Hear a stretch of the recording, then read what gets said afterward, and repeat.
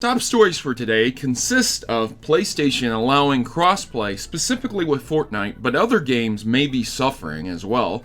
Also, Nintendo won a lawsuit against Mario Kart's actual physical Mario Kart games in Japan, where people were riding down the road in Mario Kart-esque outfits and playing Mario Kart in real life.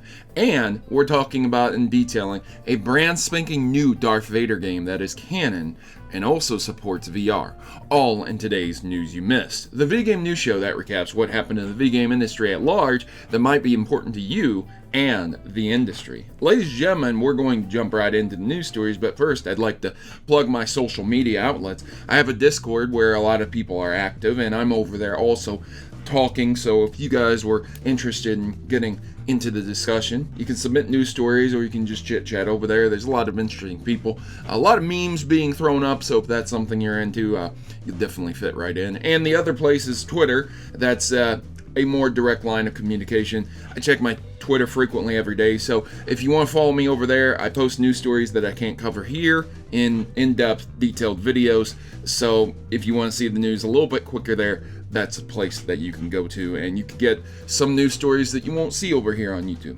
Other than that, we're going to jump right into the news, and I want to start off with something hilarious. Okay, Jeopardy. Jeopardy had video games on it, and man, they avoided the category like the Black Plague. They were awful, the contestants, at answering the questions on Jeopardy. Just absolutely horrendous, and it is a laugh watching the video. And hey, check out my shirt, ladies and gentlemen. It's Joust, because Joust got some love on Jeopardy here. The people didn't know what the people on Joust were writing, and they are ostriches, for the record, ladies and gentlemen. So check that out. You'll get a hearty laugh out of it, and you'll probably enjoy it quite a bit. On to the big hitter story, Sony finally allowing crossplay on the PlayStation 4. There's a massive update to this, but the long and the short is that they're going to allow many games to crossplay. But it is dependent on the developer as well, because if we move over, we can see that Fallout 76 does not support crossplay despite Sony's policy change, which means it falls onto both Sony and the developer to implement support for crossplay. And hey, I understand that. You know, if you're programming a game and the whole time Sony's saying, no, we aren't going to do crossplay, no, and it's only like Nintendo, Microsoft, the PC, maybe phones if your game supports phones, then yeah, of course you're going to have nothing in place to set up for Sony. At the same time, I think that these things are subject to change in the future. So like games that won't crossplay as of now, when this announcement came out, Fallout 76 doesn't support crossplay. It will in the future, maybe with a potential update, maybe a day one patch, maybe down the road, who knows. So keep an eye out for that, ladies and gentlemen, if you were looking to crossplay. There's a big hitter story also involving Fortnite, a game that traditionally wasn't able to be crossplayed on PlayStation 4 and caused players a lot of problems. Players will soon be able to merge their Fortnite accounts across the consoles. So you guys remember how if you made a PlayStation account, you were pretty much locked into PlayStation because PlayStation didn't support crossplay. Well, soon you'll be able to merge those accounts and be able to crossplay with essentially every system. Fortnite's not going away anytime soon, and the sooner you guys get to be able to use your account on every system that you would like to, the better, in my opinion. And by the way, it's a beta that is going out right now. It's not officially crossplay, it's Sony's PlayStation 4 Fortnite beta.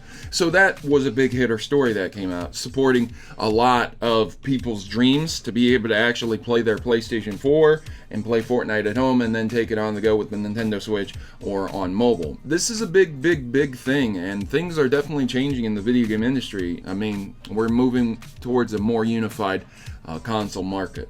Ladies and gentlemen, there's also Fortnite news regarding new Season 6 Battle Pass with 2 customizable skins, Calamity and Dire, which seems to be going the path of kind of like Cowboy and Wicked Cool Werewolf guy.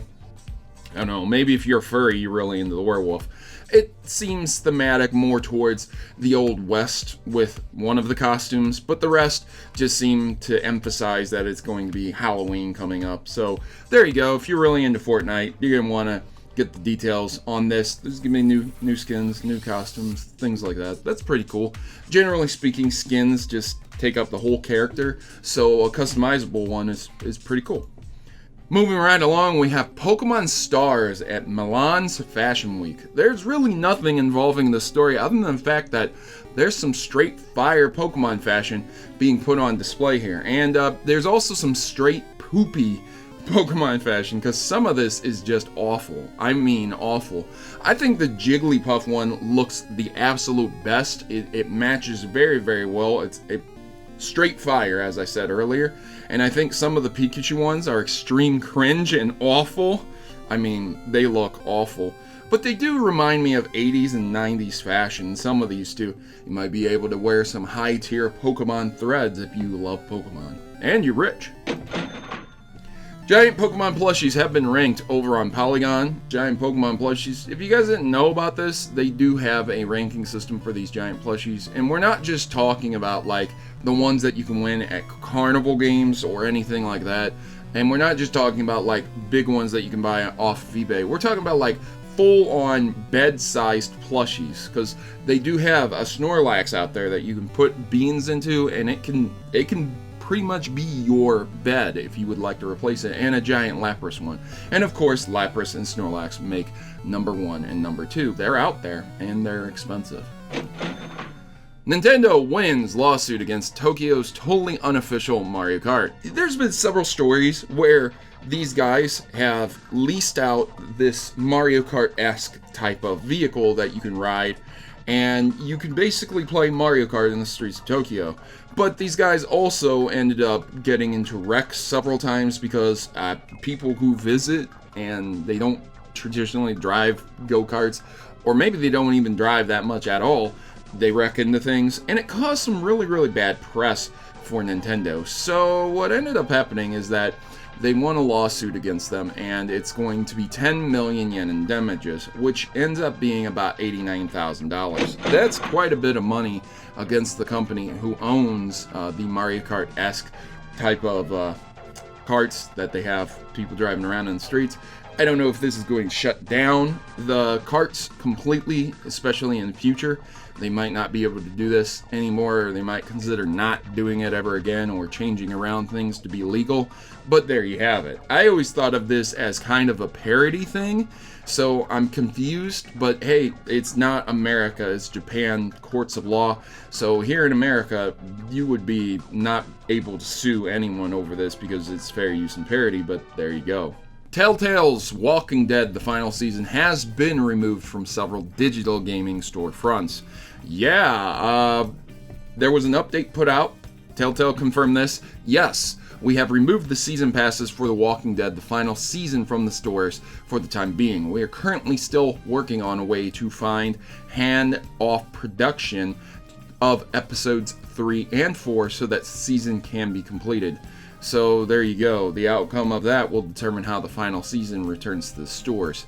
Yeah, if you didn't get your hands on the final season, looks like you're going to be SOL, and perhaps this is going to be a series that is going to never, ever end. In our final story, ladies and gentlemen, there's a new Darth Vader game coming to the Oculus VR. Now, this is kind of odd, of all things, but yeah, I guess this probably falls into the category of one of those game series and those game lines that Disney was talking about, how Disney got some of the Star Wars IPs, but then there were other companies that were going to go out and develop for them. So I've seen the trailer for it, and apparently it's supposed to be a canon game, but to support VR, yeah, that's kind of disappointing, but at the same time exciting. I can't wait to see what they can do with VR Darth Vader, but I don't really use VR, so I guess I'll have to watch it on YouTube.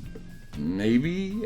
I don't know. I'm sure you feel the same way, especially if you don't have a VR headset. So, anyways, ladies and gentlemen, that was this episode of News Mist. If you enjoyed the episode, let me know with a big thumbs up, liking and sharing the video, and comment down below. If you dislike the video, you can tell me what I can do better in the future. Constructive criticism is always welcome, and you can click that subscribe button. Ladies and gentlemen, stay up to date with the news. The video gaming news will be recapped every Friday, and I wish to see you back here. Remember, Mavericks United. We can take back gaming today. We don't have to rely on other news outlets to feed us their agenda. Together, we are united. We are gamers. So, I've been your host, Protomario, and I'm signing out. As always, good gaming, God bless, and thanks for taking time out to watch this video.